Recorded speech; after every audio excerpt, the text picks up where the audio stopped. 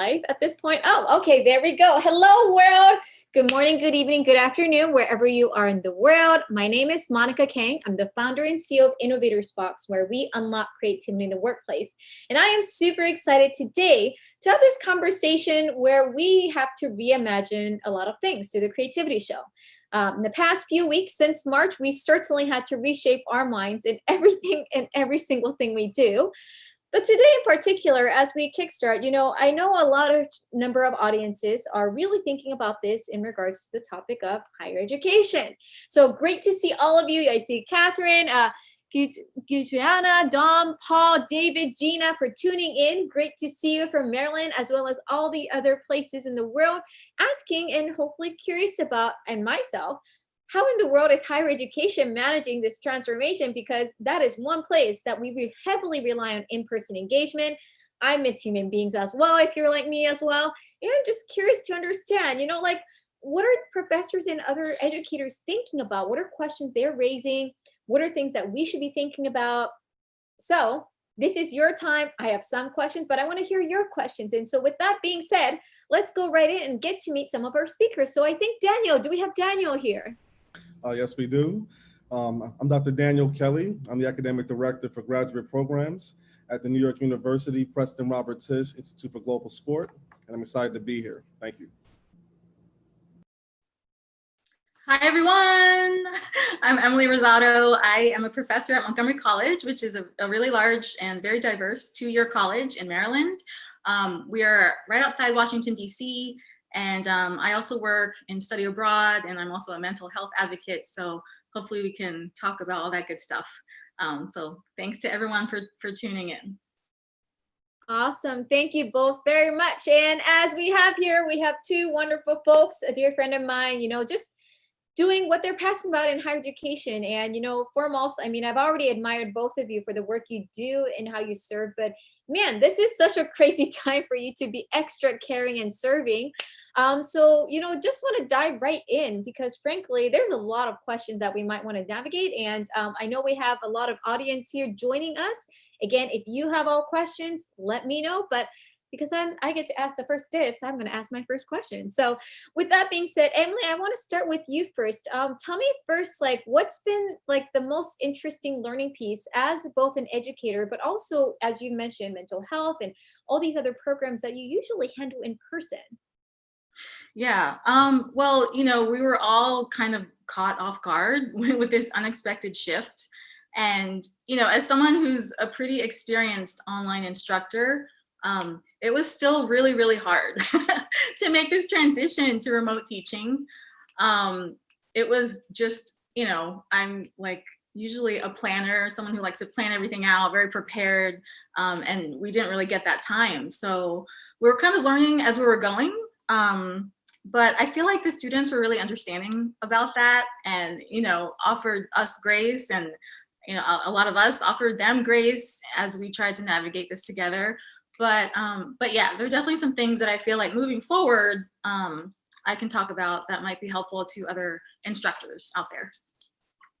Thank you, Emily, for sharing that. And, as a professor and also working with all your students, I think we have a little fan club here. Again, our students are really excited to have you. We look forward to seeing your questions.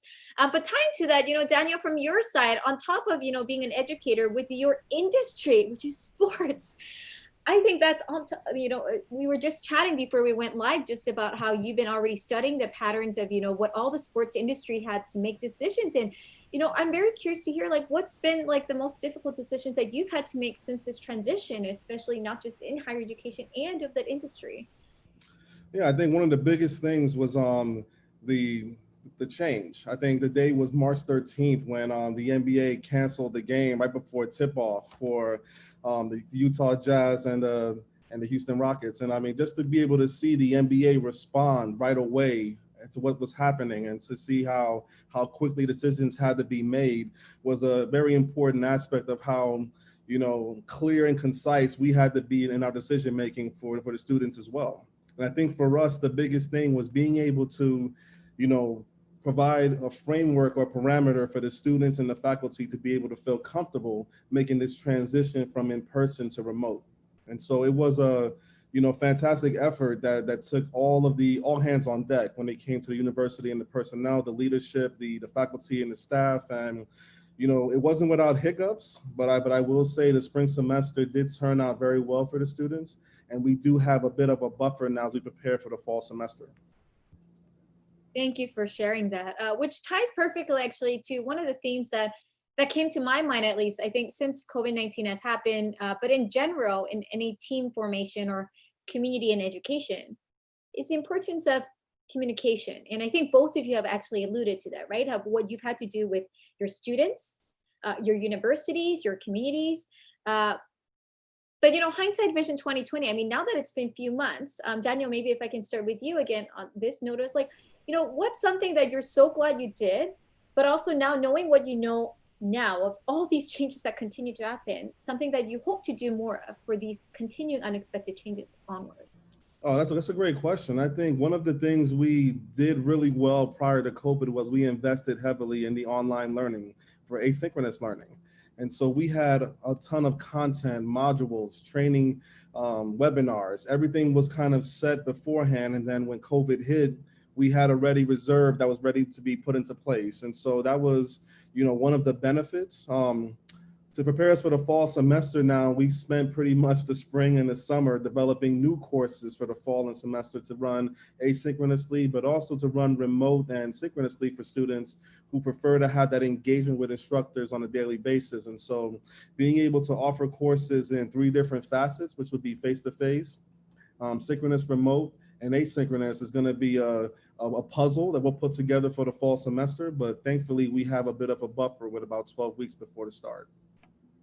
Thank you for sharing that and that breakdown. And I know, Emily, this is something that you think a lot about, and I have to do a shout out. I love that you not only continue to teach, but you actually even take the time to create mini videos to empower other educators. And I loved the one where you showed about, hey, just so you know, this is how you can maybe grade your students differently, or how you communicate.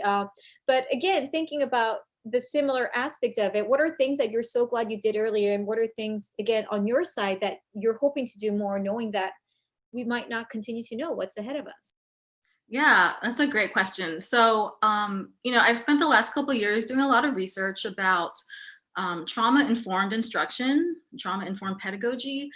And I feel like it was really helpful for me to draw upon that knowledge of learning, or just, empowering students, giving them a safe space to learn, and just being really compassionate with them, being present.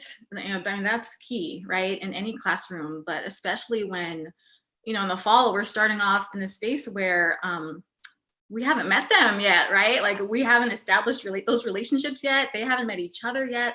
So, I've been thinking a lot about just, establishing my presence, and also, what are some ways that I can get the students to connect with each other? And, some of that can be technology, but I mean, technology, innovation, I know we talk a lot about innovation. Innovation doesn't necessarily have to be using technology, but yeah, I've been looking at a couple different things. There's a program called Flipgrid, which allows students to have like video discussions as opposed to like written discussions on the discussion board. And it allows students to record themselves to make their response for an assignment, and then they can respond to their peers by recording their own video responses. So that's something that I recently learned about in a class that I'm taking for my doctoral studies. And I didn't want to do it at first. I was like, I don't want to be on camera. Like, why are you making me do this? But it is nice because you get to see your peers and you get to learn about them. Just hearing someone's voice, I think, like, just it's so much more engaging than reading something that's written, on the screen. So yeah, I think for me, what's really going to be key is establishing my presence for my students, making sure that we have that human connection first and foremost. I think that's so important. And then moving forward, just designing my assignments so that they can have choices, right? And thus feel more empowered in their learning. And that ties perfectly to what Daniel was just mentioning about the choices of the 3 different modules of curriculum direction, in person, a mix of that, and then online. Thank you, Emily, for sharing that. And we're actually already getting a slew of questions. We have already 40 plus folks joining us live. Thank you all for joining again, and let us know what questions you have. But question actually following up, Emily, I think to your last comment, there's already some comments about, how did you get these clear images, consistent sound? They always don't have that in certain platforms. Is there like any broadband, any other tips or advice that you have specifically on that you would like to share? I assume, especially if you have a larger class, I could see that happening. And some students tend to hide behind videos. What do we do with that? Great question, Swift Stills. Okay, hi Swift. So I know this is a little bit of a controversial one. I don't require my students to be on camera. I think there are a lot of reasons why a student might not want to be on camera, and I try to be respectful of their situations at home.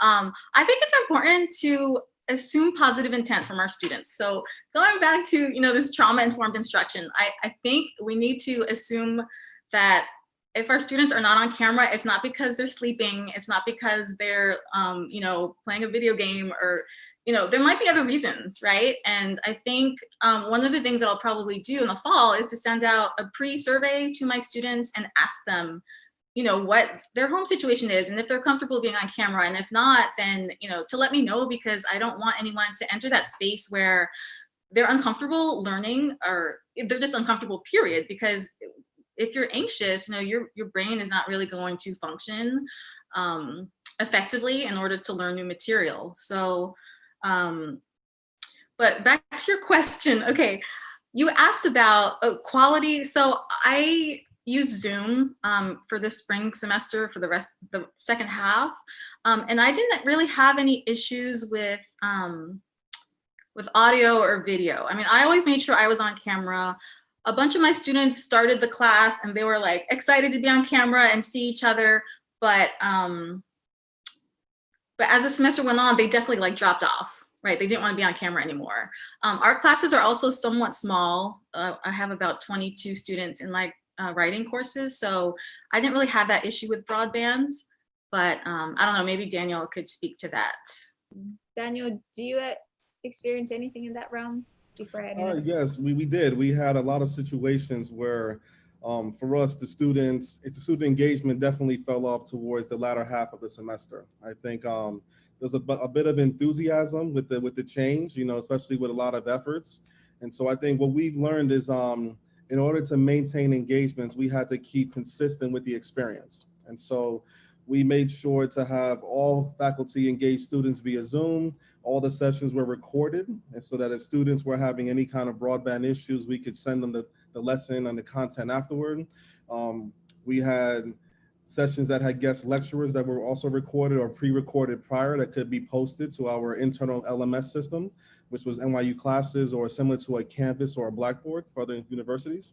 And then we made sure to have the use of the breakout sessions. There it is. And so the breakout sessions became an instrument that was used tremendously by us to break them down to smaller groups and just to switch up the classroom experience to kind of keep the engagement high. And then you also allow the students and their groupings in the different breakout sessions to hold each other accountable as well. And so rather than just having it be one way with the instructor engaging the students, you allow the students to hold each other accountable via the breakout sessions, but more importantly, you keep the sessions consistent and also record the sessions have allowed us to find we were able to maintain engagement throughout the summer as well. And I love that last point about the emphasis on the reason why breakout sessions are powerful is because giving the students the chance, it's not just lecture type, and which alludes to, Emily, what you were just talking about of what you were doing, I mean, reaching out to students and asking them questions of like, where are you actually at? And not assuming that, which I think is really powerful. And something actually I think every industry should be doing more is we're kind of having a wake up call and like, oh, duh, we should be asking what people actually want instead of assuming and giving what they need. And on that note, Daniel, another question that I got from Paul Baker in the audience, I'm going to actually bring it to you first, if I may, which is the question is, what strategies do you think will be most effective in reaching and assisting students who do not have as much technical capability or either no equipment or no skills? And I'm thinking especially, I'm even wondering, like, how do you even teach about sports education when you can't do sports in person? Like, that's an added question that I'm even wondering. So please share us a little bit more. And Emily, I want to ask another question after that. I think one of the biggest things we've realized is that with COVID, there was a lack of face-to-face and personal interaction and touch.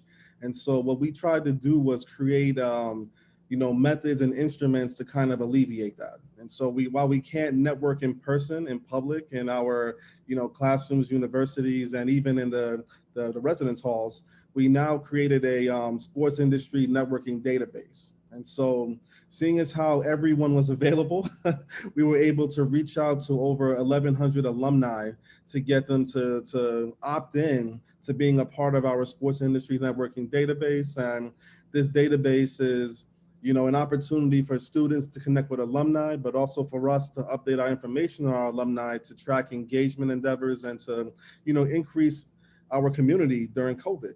And so, this opportunity with the networking database became a way to kind of shrink the world, but also take advantage of something which was everybody was sheltering in place. So they were available and accessible, and, getting them to access, the students and to provide mentorship and to provide opportunities to kind of build those soft skills with alumni who've already been in their shoes and are now in the industry. And to me, it's something that probably would not have come about because we would have been stuck in our normal routines of educating and engaging with the students via live events. And there just wouldn't have been a lot of bandwidth or time to take on this kind of endeavor. And so with the world changing due to COVID, this opportunity rose and we took advantage of it. It's funny how sometimes we need the extra push. Yeah. Sorry, that option is not now available, so you must choose something else. And Right. Look where the world is now.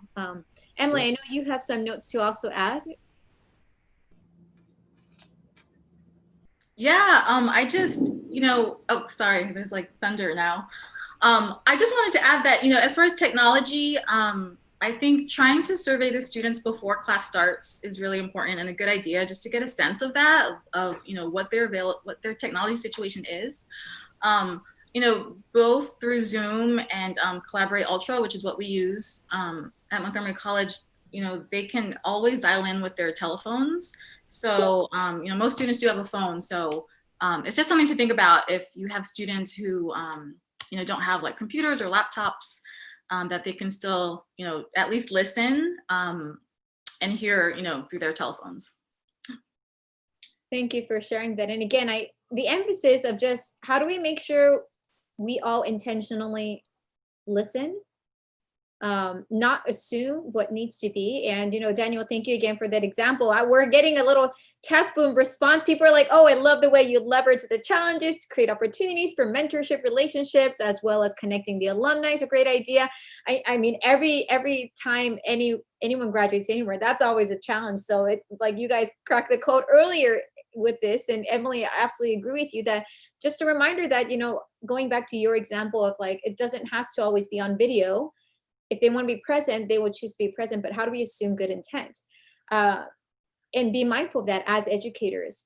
Which brings to the question of, I'm sure you're also, as both innovators yourselves, not only just as educators, have already had a lot of thoughts on, what are the things that you wish could change in education? I know, I've spoken with each one of you personally in all of those different topics. And so in a way, I feel like there's almost like, like this is a good opportunity. Maybe I can change this. Maybe I can do that. Like, I'm curious to hear, what are some things that you're equally now excited to do more because of where things are moving?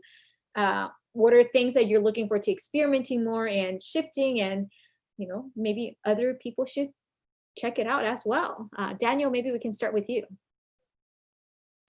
Okay, great. I know for me, I think the switch to asynchronous online courses, this process is fantastic because you get a chance to build out everything before the class begins. You build out all the content, the assessments, you see the entire learning journey before it unfolds. And then as the course begins, you kind of guide the students through the class topics, through the sessions, and you're able to make adjustments to the curriculum because you have so much content that you're almost playing a big puzzle as the students go through the course. And I think for me, it made me a better instructor when I learned this process years ago. And I think through COVID, a lot of faculty are getting better at teaching because they are forced to pre-plan everything ahead of time, and everything is really organized, and then the student experience can be measured. And so we can start to measure the efficiency, measure the effectiveness of our teaching pedagogy, and make improvements and adjustments throughout the semester. And I think before that, there was always resistance to best practices in teaching. And I think COVID is really opening the door right now for, hey, we have to be agile. We have to be willing to make the transition, and opportunities to build the courses out ahead of time are going to only benefit everyone. And so I think it's been totally positive. Thank you for sharing that. Emily, I know we spoke quite a bit on this topic as well. I want to hear all your ideas. Yeah, well, I mean, first, Daniel, I love the idea of like pulling in your alumni. I mean, what a resource to be able to like tie those people to your current students. I think mentorship is so important. Flexibility, you're talking about that. Flexibility is key. The ability to like shift and adapt to what your students need. But of course, that requires us to listen to them first, right? So I think listening to our students is really, really important. What I'm excited about, I mean, we're living in a really unique situation right now, right? For the first time in any of our lifetimes, every single student in our classrooms in the fall are going to be a person who has undergone trauma. So with that in mind, right, we have COVID, and then we have, the protests and the unrest, and, many of our students living through like generational trauma from like the institutional racism that we've had in this country since its founding. I think this is such a unique opportunity to really build and integrate into our courses lessons about social justice and about inclusion and about just, the history of our country and the ways in which, we're positioned now to maybe, hopefully, inspire some change. We've seen things happening over the past week or two, like, small changes being made. It's a step in the right direction. And I think as educators, we need to kind of like leverage what's happening right now to really educate our students. There was an article that a student shared with me from yesterday's Washington Post about how younger generations of Asian students and Latino students are having those conversations with their parents, and right, and there's like a divide. There's a generational divide between like how the younger people feel and like how their parents feel. So I just think we need to have those conversations and to be open and honest and yeah, I just think that now is the perfect time to do that and to have those conversations. Thank you, Emily, for sharing that. And, it alludes to now with tech and, including Black Lives Matter and COVID-19 and all these conversations that needs to happen. Daniel, would love to hear some of your thoughts. Again, I know we spoke a little bit, but, would love to hear some added elements from your side. And would you perhaps hope others keep in mind as educators? Yeah, I think one of the biggest things about the new normal after COVID is that people are willing to have the tougher conversations. I think, not only has, COVID really put us in a position where we were sheltering in place, and then police brutality across the country became an ever, present situation once again, when across the nation in multiple places in Louisville and Atlanta, Georgia, as well as Minneapolis, Minnesota. I think the fact that the entire world was able to be home and witness, George Floyd's funeral became more than just something that is subconscious, but put the Black Lives Matter movement back in the forefront of everything, because COVID had us all sheltering in place. And so, with the new normal, with COVID and Black Lives Matter movement, I think the opportunity is now, as Emily pointed out, to embrace social change and social justice. I think a lot of organizations are taking serious measures when it comes to diversity and inclusion. I think the movement forward is that you're almost going to be held accountable, to what have you done to combat, racial injustice and systemic racism. And I think, with more organizations having to almost put a scorecard up for race and gender and to really prove how much they're willing to accept change, is that it's going to be a big difference. Will there be sweeping changes in the near future? I mean, that's going to be the debate, but I think in the near future, we do have enough, pressure to make some changes. Thank you for highlighting that and sharing that lens of perspective. Getting a lot of agreement on the chat room as well, and appreciation that we're able to share about this. And as somebody who was in public policy, I think the number one thing that I've been thinking a lot about, just as COVID-19 was happening, is just history has repeatedly shown how little we always know when we're in the midst of it. And one of the things that I'm just hearing from what both of you are sharing is, even as innovators, we're doing what we can to innovate, do something different, have the courage to try, pivot, iterate.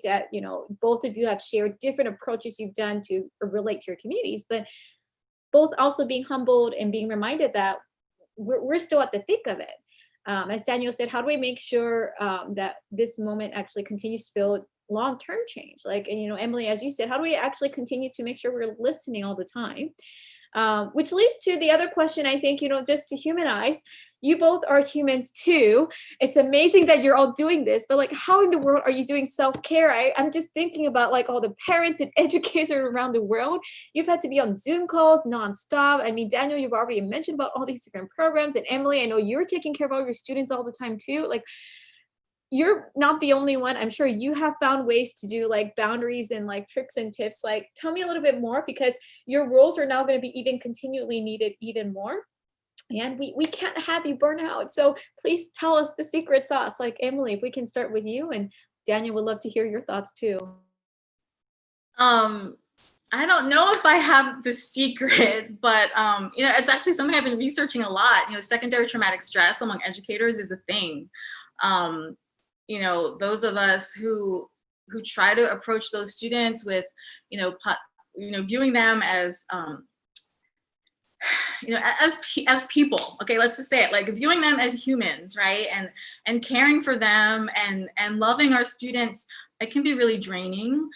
I think, you just mentioned boundaries. I think that's really, really important. I know that I try to be as available to my students as possible. And that means that, I use an app where they can text me. I'm available for video office hours, which is great and amazing, but it's really important that, the saying is you can't pour from an empty cup, right? So boundaries, just laying clear boundaries about when you're available, what constitutes an emergency and what can be, dealt with over email, keeping some space for yourself, over the weekends and in the evenings. We're not useful to other people and to our students if we're, like you said, burned out, and then, and that can lead to resentment and, other non-positive feelings. So, gosh, I don't know. I try to, I spend time with my dogs. I get outside if I can to enjoy nature and greenery, because that makes me feel happy. And just spending time with my family. And, I try to be really intentional about my work hours, and there's a lot of planning involved, blocks of time with very specific actions that I want to accomplish that day. And, if I don't accomplish them, I offer myself some grace as well. And, if there's always another day, hopefully, there's another day. And I just think setting boundaries is important, because you can't be the best version of yourself for your students if you're feeling really stressed out. And thank you for sharing that, because, I think often, and I think if I think of examples, you two are clear, good examples of who just gives and cares so much to your communities and stakeholders. And, I know because they feel that love and care, they would absolutely want to make sure that, you both feel that, you have your space to nourish back, even though that care back that they share. Courtney Johnson, I'm going to just say it out loud. She was saying it should be cookies and beer. But with that being said, Daniel, how are you navigating that? And thank you, Emily, for, sharing how hard this is, which I think all educators right now would really resonate. And I'm sure the students know too. We're all trying to figure out. But Daniel, yes, please. Oh, yes. I think to Emily's point, I think she hit it right on the head with the comments about balance. One of the best things I can say as a result of COVID has been a chance for me personally to reset. I think I changed cities from DC to New York City. I changed jobs. I had a lot of change happening. And so COVID gave me a chance to sit back and catch my breath for a second. Even though deliverables were adding up, even though assignments and grading and curriculum and the transition, all these things were happening. But in the end, I still was able to take a moment to feel thankful, to feel grateful for health and family, to continue to build relationships, and to almost say, as COVID and the rates in New York City were increasing, to check on family members and to make sure that, overall we put, public health and family over profitability. And so I think for me, it gave me an opportunity for a true reset, to really put the values of what were important to me in alignment, because I think with all the changes I was going through, I was kind of in autopilot a bit. And so being able to reset, to make sure that my priorities were in set, my family was set, and that I was comfortable with the understanding of where my career was going at this time. Thank you for sharing that. Change is inevitable. We're seeing a whole just magnitude of change. And, again, thank you both for just walking the talk, just being human and just acknowledging that, this is a work in progress and these are ways that we navigate. And, just helping us see that with grace. Paul Baker raised another great question. I want to bring it back up here. Paul, thank you for your questions, which kind of ties to what you both shared, is that, you're both as individuals learning so much through that as well. And, you've already shared so many advice, but the question that he raised already was like, how do you integrate your own rich personal experiences through sharing to engage with students? Where do you draw the lines as if what something's too personal? Have you gotten any blowbacks from the college if you're oversharing? Emily, I know you said you have some thoughts, and then we'll love to start with you, and Daniel, if there's anything else after that. Yeah, I really appreciate that question. Hi, Paul. Gosh, I think, I talk to my students a lot about empathy and the importance of empathy and like building relationships, but also just in being like a citizen of this world, just existing. And it's been easier because now it seems that, empathy is appreciated as a workplace skill. So it's been easier for me to talk about it with students because I can show them studies that say like, this is what employers want. We want people who are not just smart, but also just empathetic and can be human with each other. So I think sharing stories is great. I feel like my students have responded so well to some of the stories that I have shared with them. I think it just humanizes us, right? It makes us feel less scary as instructors. Some of our students they see like a big divide between student and instructor, which, and there is, right? But we also want to be approachable, and we want them to know that we're on their side and that we are their allies. And I think, sharing our own struggles, I feel like really helps my students to see that I'm just like them, right? Like I was a first generation college student. Like I was lost too in college. I didn't know what I was doing. And how nice would it have been to have, a caring instructor, who was just like, hey, like, what are you struggling with? Let me help you. Right. So I try to be that for my students. And I think sharing stories is a great way to do that. I don't know, my students like it when I tell personal stories. So I think, Paul, it depends on like what you're comfortable with. It was really funny last semester. I was telling my students how my college, when I first moved into my dorm as a freshman at the University of Florida, my roommate had gotten there first because she was rushing a sorority. And so our names were on the front of the door. So for a week, all she saw was like my name. And she said that like she had this image of me in her head of like just like a fat like Hispanic girl who listens to bass music, and that's what my name conjured up for her. And I told my students, and they're like, "Where is she? We're gonna get her." But I just think it's like sharing those human moments. It just helps us to seem more approachable. So if you're comfortable, I definitely encourage sharing stories, and especially sharing your struggles, so that they know that they're not alone. Thank you for sharing that. Yes, so many moments behind the name. Daniel. Yeah, I think for me, similar to Emily, I mean, I think, the empathy, and also, for me, I'm fortunate. So I'm the academic director for graduate programs at a private institute at NYU. And, with me, my students want to know that I have the route and the map to help them get to their dreams. And so, being able to explain to them my consulting engagements in different countries like Argentina, India, Qatar, United Kingdom, Spain, with FC Barcelona, and being able to show them that the path there, to give them a clear, concise path to get to these goals, has been a way for me to really engage with them. I think at the graduate level, the students are looking for, the next step, or that introduction, or the networking, or the content that's going to make a difference for them in their careers. And the fact that I've had a certain level of success, kind of adds to my credibility in this space, and allows for me to give them a roadmap, to put them in contact with somebody who can help them, get results. And I think, being able to provide students with those types of opportunities, but also telling them that, hey, I didn't always win. Like, I had a lot of failed projects in India. I had a lot of opportunities in Qatar that did not work out. And so this is what I learned from it. This was the pivot. This is how we were able to salvage the contract, or, just overall, we had to start from scratch. And so I think, to Emily's point, being human, being vulnerable, and also, telling them the story, but also telling them the times where you felt unsure of yourself, and what I did to rebuild myself, and to, kind of prove that you keep on going, you be resilient, and letting them know that it didn't just happen overnight. It took years. It's a lot of trial and error, but ultimately you will find success if you keep through it and you persevere.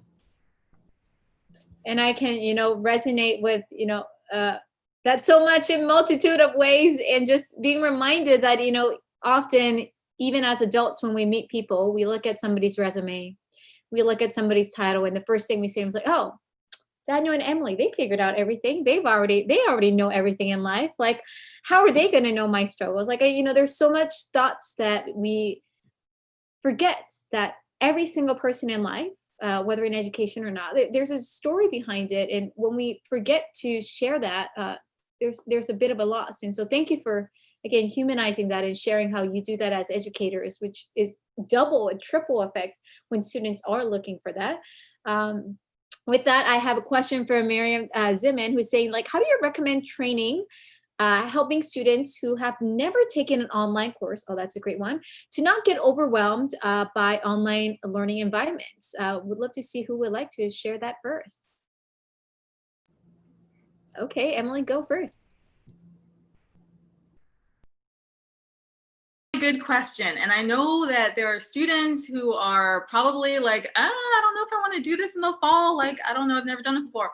Okay, so I think like it starts with us as instructors, right? I think if you keep your course material really consistent and really clear, that goes a long way in alleviating any uncomfortableness that the student is feeling. I try to like structure my modules so that they look exactly the same from week to week, so my students get used to it. And I tell them from the very beginning, like, this is what each week is going to look like. You're going to have these like 4 pages, and you're going to be asked to do these assignments.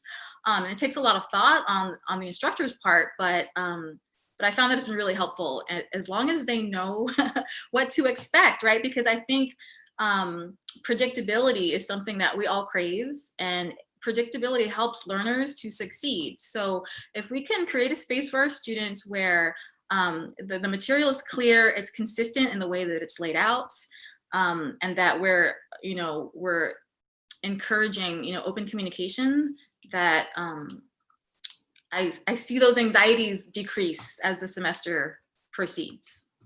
Because then you have, again, going back to Daniel's point, a clear roadmap of where things go. And exactly the reason why I've been consistent in doing this show on Monday at this time. I've had people asking, when is your next Monday show? Because I know you always do it. And so even in small things like that make a difference.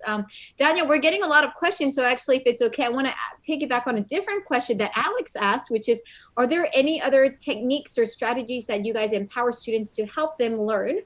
So I guess still related, but is there specific strategies and tools that you're finding it to be more helpful, similarly on that line?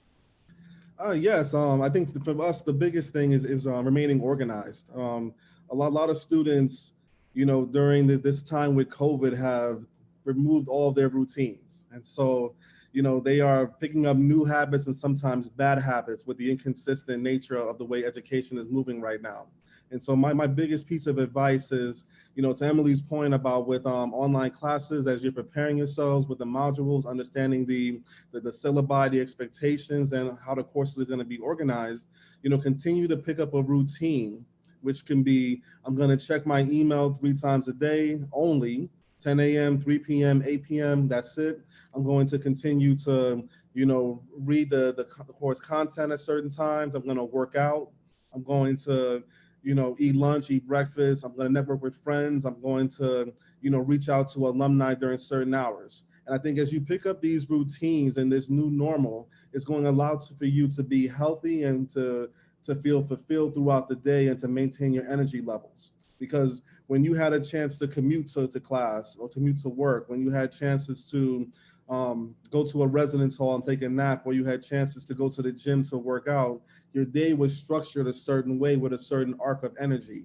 And so getting back to those types of consistent natures when it comes to your, distribution of energy and resources, you'll be able to be consistent throughout the day.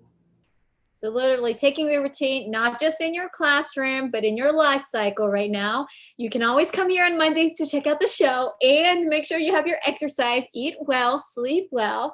Because at the end of the day, I think, Emily, you pointed out, if we're anxious, then we don't have the energy, not only as an educator to train or teach, but as a student to have the capacity to digest, because it takes time and energy, which coincidentally, as Kathy alluded, thank you for your question, which ties to a question that came up, which is, do you think it's important to carve out time to meet with students individually during class time rather than expecting them to sign up for another time, especially when they're falling behind? And I think that's a balance of both, your time as an educator, but also making it available for them if they can't show up. So Emily, what have you done, and what would you advise others as well? Yeah. Well, first, hi, Kathy. I think, gosh, if I, okay, so going back to flexibility, right? If I feel like I have students who really need that one-on-one time, I might, shorten the class period that day and just, reserve time during that class period to talk to students one-on-one. Also, just inviting them to virtual office hours. That has worked really well. I use, a software where students can just go look at my calendar, sign up for a slot, and then I get a notification that someone has requested an appointment with me. That's worked well. But I think just being flexible, and it's okay to not cover all the content. I think moving to remote has really made me realize the importance of just streamlining your assignments. And, in this case, maybe less is more, right? We're all struggling during such the word unprecedented is overused, but this is just such a strange time for all of us, right? So streamline your assignments, be flexible. It's okay to cancel a class if you want to use that hour or that hour and a half to just have a series of meetings with students. Set up conferences with your students. I know those of us who teach English do this a lot, right? We usually cancel classes for a week during the semester so we can have one-on-one appointments with our students, really get to hear from them one-on-one, listen to their concerns, but also to lift them up, right? Tell them what they're doing great, and tell them what we're proud of, and tell them that we're excited to see what they will produce, in the next half of the semester. I think, again, back to the human connection, it's so important. But yeah, so Kathy, to answer your question, hopefully I did, I don't know. Yes, I think it's okay to cancel class or shorten class to have individual appointments with students during that time, because that might be the only time that they're available to reach out to you. So many of our students work, or they're in other classes, so they might not be able to reach out to you or have an appointment with you outside of that class time. Thank you for sharing that. And, tying to that, Lauren Strawbridge asked a question, which is, how do you encourage students to take advantage of virtual resource outside of class, learning centers, counselors, without it feeling like another task on their huge to-do list? And so, Daniel, if you can share some thoughts on that. Oh, yeah, I think this is one of the best pieces of the virtual space. As we are starting to figure out new routines and a new normal, there should be a certain level of engagement. I know at NYU, we have a career resource center, the Wasserman Center, and they also have virtual career fairs, virtual interview training, virtual workshops that, for me, add a ton of value for students who are looking to get, a personal touch as they go on an interview, or even just to get some reps, so sometimes with interview timing up as they get prepared for the nuances of interviewing. I know for me, as you mentioned, the question is, without adding on to your to-do list of virtual appointments and overwhelming you and overburdening you at this time. But I mean, we created that sports industry networking database for alumni as a means of providing you with an opportunity to engage with them via LinkedIn or via our internal Violet Network alumni service. And so just to be able to have these opportunities, it takes away some of the pressure of being forced to go to a mandatory session to more of a, this is voluntary and this is something that's going to benefit you. So I think if you change the perspective from you have to you can and it will benefit you, that small pivot in perspective is going to allow you to really see the value in it moving forward. Thank you for sharing that. So many nuggets of wisdom here. Thank God we can rewatch this, including myself, all of us, and all of you who is joining us live. Just to recap a couple of things, I heard so much of neededness of remembering that we're human, humanizing the experience. Daniel, to your point about language matter, I mean, both of you have said it multiple times, language matters. What's the clear must-have versus like, how do you, and that's actually how you elude the flexibility piece. Like, as Emily said, it's making it clear that I want your presence, but that doesn't mean that you have to be on video. I want you to take opportunity to all these programs, but as Daniel said, this is the can have versus like you should have. And that gives then the signal, I think, for both students, educators, because I would also assume as educators, you also have a lot of can and should decisions every single day. Like, we want you to use this platform. We want you to do this many hours of classes. We want you to make sure you have, these gradings by this time. And, for you guys in the middle to do both of that from inside internally in the organization as an individual and to your students and to your communities, that's a multitude of it. And as a result, how you set boundaries and communication, which is so great. And there's so many other questions coming, but unfortunately our time is coming up. We talked about so many different aspects, but if everyone forgets anything, they shouldn't. But if by chance they do, Emily, Daniel, what are like key advice, like specific tips, like just final piece of advice that you want to share with them as innovators, and whether it's educators or students? Daniel, if you want to start. Yes, I think my biggest piece of advice is to take risk. I think the biggest thing with COVID and the life after COVID and the new normal is going to be, what have you done to really persevere and to push forward? You have a lot of reasons to say no right now, but look for a reason to say yes, especially when it comes to enhancing yourself in the classroom or a virtual experience, or even joining a webinar for the first time. Take these opportunities and push forward. Emily. My closing thoughts would be like to emphasize your students' strengths. I just think that's really important in helping them to gain confidence. A lot of them don't have that confidence. So emphasizing their strengths, involve them in the creation of materials, maybe. Like, in the past, I've had students help me as a class to create rubrics for assignments, and they were like stricter than me. They're like, the essay needs to have this and this. And I was like, wow, you guys actually listen to me. And, just creating a safe space for students is so important. I saw a question about like building community. I think building community is so important. I think it's well worth the time that it takes over those first couple of classes to have everyone talk to each other. Try using Flipgrid. Try having students, and they don't have to come on camera for that, but they can do video, they can write to each other. And, speaking to Lauren's point too, real quick, I think, to encourage students to use those other resources that are available on campus, I just emphasize to them that like, this is a resource that that's really valuable to them, and that there are a lot of different people in the college who really want them to succeed, and to utilize those resources. And I talk about my time as a student and how I used to go to the tutor when I couldn't figure out a math problem because I can like barely add, or like just there are so many resources for students. But again, I think it's on us as instructors to make sure that our students know about those resources, and to highlight them, and to encourage them, and to tell them like, yes, it's not scary, like you can go to the writing center, or you could like click on the Zoom link for tutoring, like it's okay, and that and that we support them. And I would add on my note is to just be curious. I think often all of this conversation, I would say, is not just we just happen to focus from the higher education point of view, but I think there's so many golden nuggets from any industry that you're watching right now that you can tie in. I mean, students, especially, you're coming from all different industries, just learning. How do you tie all these lessons back to where you are as an innovator, as somebody who wants to do something differently, whether it's taking risk and humanizing, and being open, but you got to start with asking and being curious. So with that being said, what are some great ways if folks want to follow up with you with your limited bandwidth that you already have? I already added their LinkedIn. So folks, again, if you want to reach out, their LinkedIns are in the bottom of this link that you can check. But I know, Emily, you also have your show. Maybe I can add that in the comment box later. And Daniel, I'm curious if there's anything else, but Emily, is that right? I'll make sure I link the. Oh yeah, I mean, I just have a YouTube channel.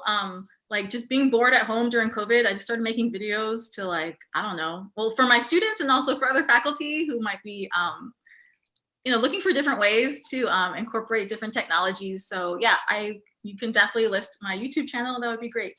Thank you. Yes, for me, if there's any students interested in the sports industry networking database, please reach out to me via LinkedIn. I'll share a copy with the document with you. And I think it's just great to be able to share resources during this time. And if you have questions about, career advice or entering into the sports industry or even just business industries as well, I can serve as a resource for you moving forward. Thank you. Wonderful. Well, thank you all so much. And thank you all 40 plus friends joining us live as you are having this conversation. Again, you can rewatch this, help share it. And again, next week, for those who know the Creativity Show, I continue this on every Monday. Next week, I'm actually going to invite you all to an industry that I care, where I used to work in nuclear weapon security, which is also traditionally done a lot of work in person. I'm going to check in with some of my friends I haven't seen in a while and ask them how they've navigated to do something differently. And so with that being said, stay well, stay healthy wherever you are. We'll be back again to inspire you with another episode on creativity. So with that being said, thank you, Daniel and Emily. We'll see you soon again.